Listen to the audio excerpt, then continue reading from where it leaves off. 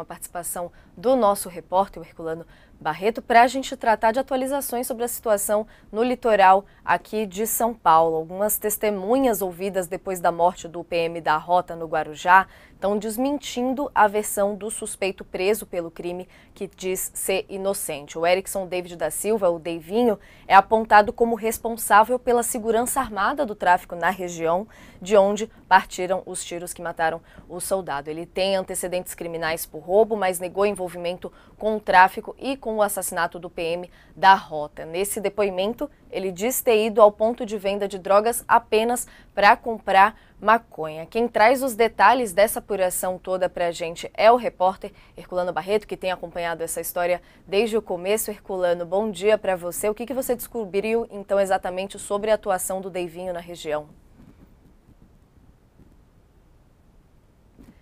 Herculano, peço perdão por te interromper, acho que a gente está com um probleminha no seu áudio. Ixi, a gente segue com problema, Herculano. Vamos aqui agora, vai.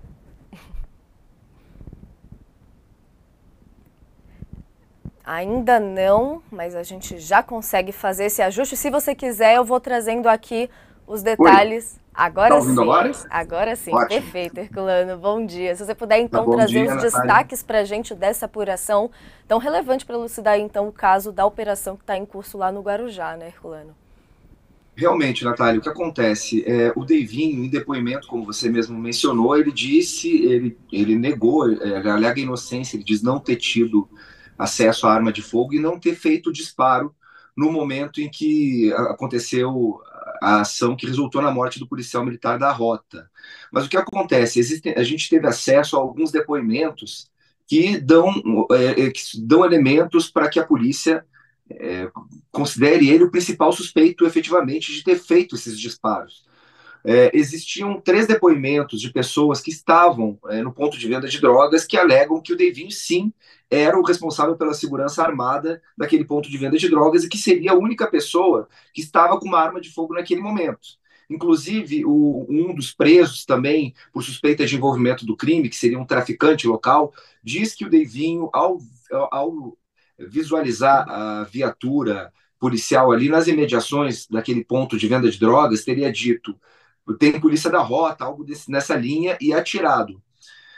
Enfim, existe um outro depoimento que é crucial e que é apontado pela polícia como muito importante, né, na elaboração dessa prova, do conjunto de provas que apontam ele efetivamente como principal suspeito, que seria de uma testemunha oculta, que teria dito ter visto, sim, o Deivinho também com uma arma de fogo ali naquele momento, e que, após os disparos, teria visto aquela pistola usada, aquela mesma pistola usada no crime, em um córrego próximo ao local onde ele mora.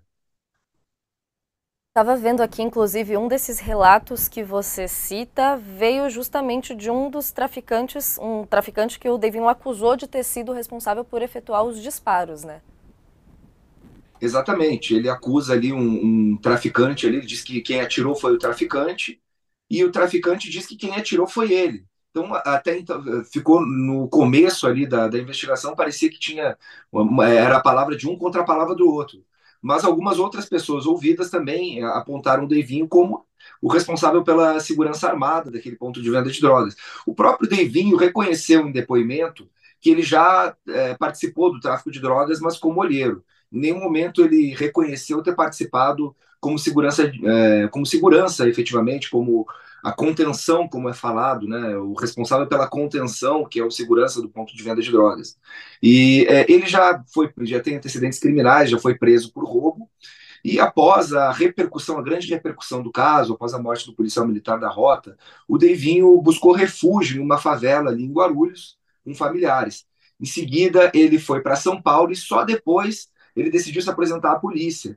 E também, de acordo com as nossas apurações em relação ao caso, foi possível verificar também que havia ali, por parte do Deivinho, um receio de ser morto mesmo pelo próprio PCC, porque ele não teria autorização para atirar contra a polícia da facção. A facção criminosa não tinha dado uma autorização para que ele atirasse contra a polícia, caso houvesse alguma viatura nas imediações. né? Então aquilo pode ter gerado, e isso também, claro, faz parte da investigação, mas é algo, não existe um conjunto probatório mais elaborado em relação a isso. São suspeitas da polícia de que a atitude dele pode sim ter desagradado ali a facção criminosa que domina o tráfico de drogas na região, e também causado prejuízo, porque após a morte do policial militar da Rota, houve após a morte, há uma grande operação ali no litoral de São Paulo, justamente para desarticular o crime organizado naquela região.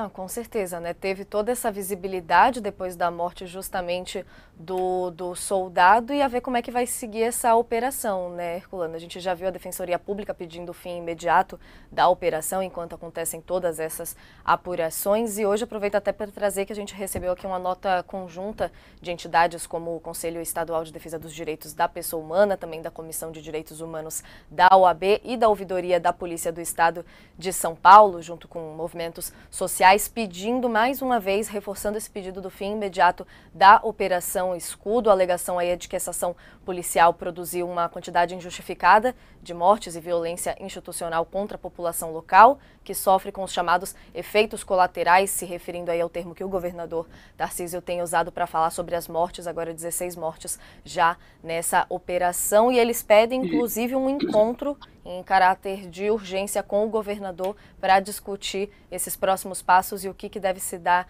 então, nessa operação daqui para frente. Herculano, obrigada pelos destaques, viu? A gente segue acompanhando aqui de perto a situação lá no Guarujá e te chamamos tão logo tem aqui novidades. Obrigada, bom trabalho.